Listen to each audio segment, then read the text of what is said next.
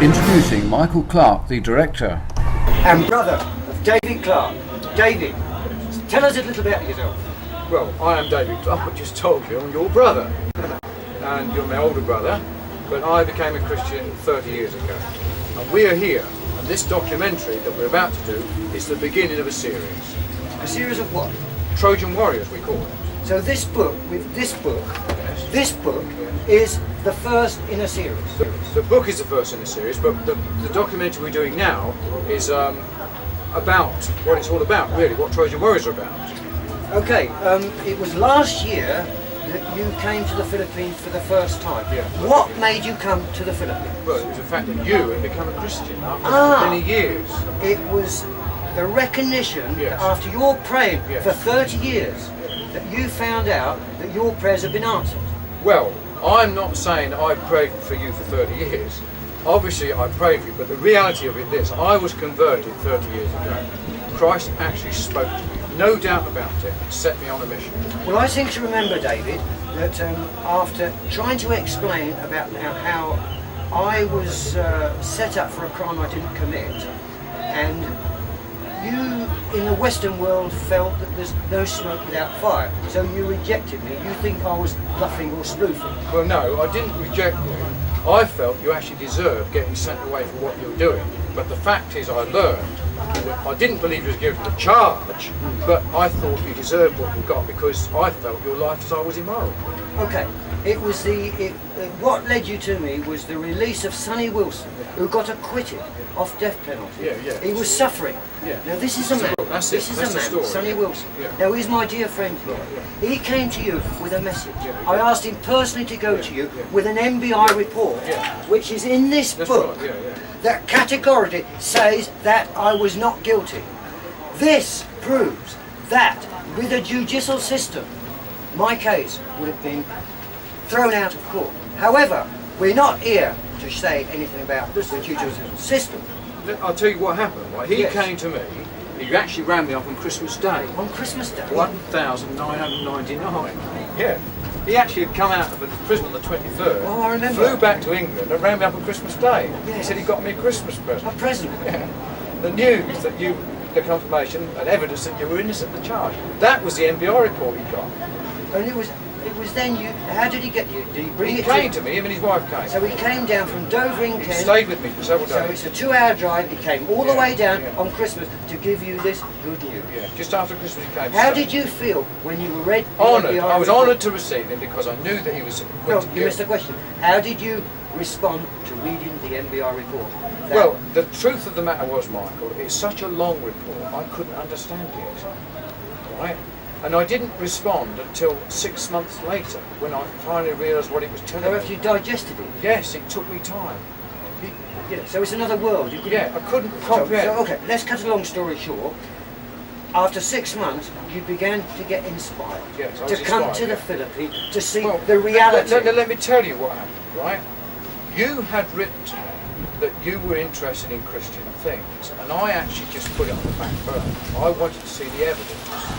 You wrote to me telling me how depressed you were, you can't face the future, and all this, that, and that, right? And I thought, well, God is actually going to deal with you. Yes.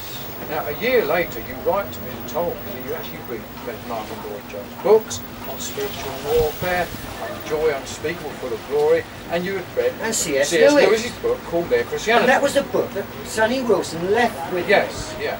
Now, when I saw the change in your letters, I knew that you had become a Christian. So I wrote back immediately and told you, instructed you to get baptised. I actually rang up the newspaper, Miller, Lizzie Miller. Okay, can I tell you something? Yeah. When your letter was in transit to me, my letter was in transit to you, Right. saying Of course. I've already Yeah. Formulated the baptism because I was inspired. I was dragged to the water tank. Yeah. Pastor Lucas tried to say that, well, we can do it next. It wasn't good enough. Yeah. It had to be done. Yeah. I had to tell the Lord I was an ambassador. That's right, yeah. And I got 25 other people. Yeah. And we asked him, Pastor Lucas, to improvise. Yeah. And it was a wonderful celebration. So that's actually the baptism there. Yes. In the oil drum. Yeah. Now, why was it in the oil drum, you tell me? Because at the time, 45 gallon. The actual right? baptism, what do you call it, where you get baptised? Dip, immersed. No, Dip. no, the actual the place, Trough, a baptismal pool. a pool. A river will do. We, Anything. this church or Horse Bible trough. centre always borrows one over the other side of the wall. Right, yeah. Now, this is a large compound, 12 hectares, divided into 2 sections. Now, at the time, there was gang warfare, so it was always put off. We can't do it, we can't do it. What do you mean you can't do it? Just do And it. I remembered scripture. I told you. The man, the Enoch, I forget, in Yeah. the Bible. What hinders me from being What's baptised? stopping me? And Yeah. he jumped in, and I think that water was stagnant and dirty. It didn't matter to me. That's like the waters of Jordan. Right. Yeah. If it doesn't matter. It can be a sewage tank I Yeah, was it doesn't jumping matter, yeah, it doesn't matter. It was just a symbolic. More than a symbolic, I had to tell the Lord, I'm a follower. So as a result of that, I told Leslie Miller I'd publish my book. Listen to me, I remember she's one of the editors from the Southampton newspaper. I had, meanwhile, been writing this book, right? And I didn't have the ending. In fact, the book was initially, the title, I thought, Jacob have I loved, Esau have I hated. It's like the book of Acts. It ended on chapter 28. Yeah. And I believe 29. It was opened again. We're the ones opening it. We're 29, Acts 29. Living okay. Testament, right? Okay, so you came to the Philippines and you decided to come with your dear friend, or shall we say Gordon. our friend, Yeah, Gordon. Gordon Smith. Who assisted me. I've known him for 40 years, and when I used to know him, he was an old man, in my eyes. He wasn't really. In my eyes, he was an old man. But when he came, and he was always a Christian, he was preaching, and he had his own funny way, but I wasn't a Christian, but he was a good engineer. He in practice. fact was praying for me the night of my conversion at Mrs. Knight's home. Ah. Okay. Anyway, when Gordon Smith, when I was informed by you that Gordon would like to accompany you to the Philippines, wonderful, wonderful. In fact, But when I saw him, I didn't believe it was Gordon. No. He looked a lot younger. Younger, yeah. And he was jolly. Yeah. And he was. Because he's a pastor, the mission and then he worker, told me teacher. all about his wife, and he's found a lovely wife, and his house clean, which I can't believe. Anyway, we had a lovely mission last year. We had a few problems, teething problems. But while you was here, David, I think we decided, and well, you saw there was a problem. The problem was that Pastor Lucas, you felt that you needed help. Well, no, not quite right. No, what happened was Pastor Lucas invited me, and Pastor Kim, Reverend Kim Joseph Kim. from Korea, Yeah. right, was a missionary here, had in fact invited me to preach in various places. Angeles City Jail, along the City Jail, cities of Cavite, in Curzon City. Oh, I We see. went around churches preaching and teaching the gospel. Okay. Right, now, the fact is, when we came to this prison, right, Gordon and I were overwhelmed with the amount of Christian work that was going on. That there were hardened, notorious criminals being converted to Christ. Yeah. I've never seen it before, like it anywhere And when, where I've been. okay, and when you found out that Pastor Lucas, Reverend Lucas Yeah. P. Dangatan Jr. was an ex-prisoner yeah, here in 1985, 95, and he, with no money, yeah. decided to found a To set theological up this, centre yeah, this place here, yeah. on the doctrines of Christ, Great, yeah. not of man. Of Christ, yeah, That Yeah. which inspired me. yeah. I'll tell you something, David. For 3 years, I devoured every book in this prison, paperback.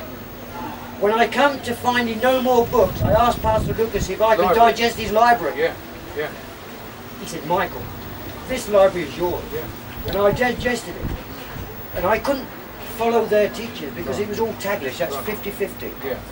So I used to have time with Pastor Andy and Pastor Lucas. Pastor Andy is He's one of our is head associate. teachers. He's a head teacher, isn't he? He's a head teacher and associate pastor. He's been here for 20 years. So I did my own study. And then I realised that the teachings were 99% sound. I'm saying 99% because I disagree on Some issues, yeah, total faith. yeah. And some of the books, unfortunately, the Filipinos, bless their heart, they read English, they understand it, but sometimes they cannot comprehend. Most of the books that have been written are in English. I'm fortunate I've been blessed with an education. I can read it. So when I've been expounding these books, I was open. Yeah. Then I realised that the true doctrines are the true. Can we talk about that in a minute, Michael? You're preaching. You certainly yeah, can. Yeah, let's get back to the mission we're talking Yes. about. Right, look. Let be telling you